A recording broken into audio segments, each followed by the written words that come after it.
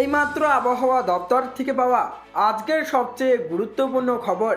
আজ সকাল থেকেই আকাশের মুখ ভার, বঙ্গোপসাগরে চোখ রাঙাচ্ছে ঘূর্ণাবর্ত।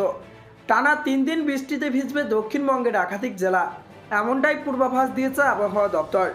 এছাড়া আজ আগামীকাল উত্তরবঙ্গ সহ দক্ষিণবঙ্গ এবং কলকাতার কোন কোন জেলার আবহাওয়া কেমন থাকতে পারে, এই বিষয়ে কি বলছে আবহাওয়া দপ্তর, বিস্তারিত জানিয়ে দেবো ভিডিওটির মাধ্যমে।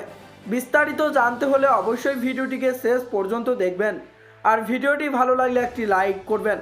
আর এই ধরনের আবহাওয়ার আপডেটগুলি প্রতিনিয়ত আপডেট পেতে হলে আমাদের চ্যানেলটিকে সাবস্ক্রাইব করে পাশের থাকা বেল আইকনটিকে প্রেস করে আমাদের সঙ্গেই থাকবেন। তা চলুন এক নজরে দেখিনি। দক্ষিণবঙ্গে আগামী 3 দিন বৃষ্টির সম্ভাবনার কথা জানালো হাওয়া অফিস।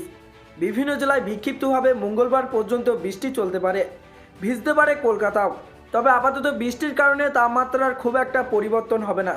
আলিপুর আবহাওয়া দপ্তর জানিয়েছে, আজ থেকে মঙ্গলবার পর্যন্ত দক্ষিণবঙ্গের একাধিক জেলায় বৃষ্টির সম্ভাবনা রয়েছে।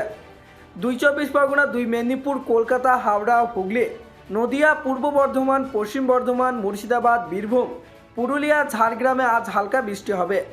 এই জেলাগুলিতে বজ্র বিদ্যুৎ সহ বৃষ্টির সম্ভাবনা রয়েছে আগামী মঙ্গলবারেও। মাঝে সোমবার দক্ষিণ চব্বিশ পরগনা, পূর্ব মেদিনীপুর, হাওড়া, হুগলি এবং পশ্চিম মেদিনীপুর ছাড়া আর কোথাও বৃষ্টির পূর্বাভাস নেই। হাওয়া অফিস জানিয়েছে, বুধবার থেকে দক্ষিণের জেলাগুলিতে আবারও শুকনো আবহাওয়া ফিরবে। দক্ষিণে বৃষ্টি হলেও উত্তরবঙ্গে আপাতত সেই বৃষ্টির সম্ভাবনা কম। দার্জিলিংয়ের পার্বত্য এলাকায় বুধবার থেকে সামান্য বৃষ্টি হতে পারে, তবে উত্তরের আর কোথাও এই মুহূর্তে বৃষ্টির সম্ভাবনা নেই।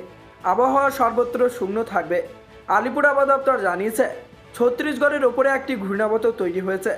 এছাড়া সমুদ্রের দিক থেকে জলীয় বাষ্পপূর্ণ বায়ু ঢুকছে গাঙ্গেয় পশ্চিমবঙ্গে।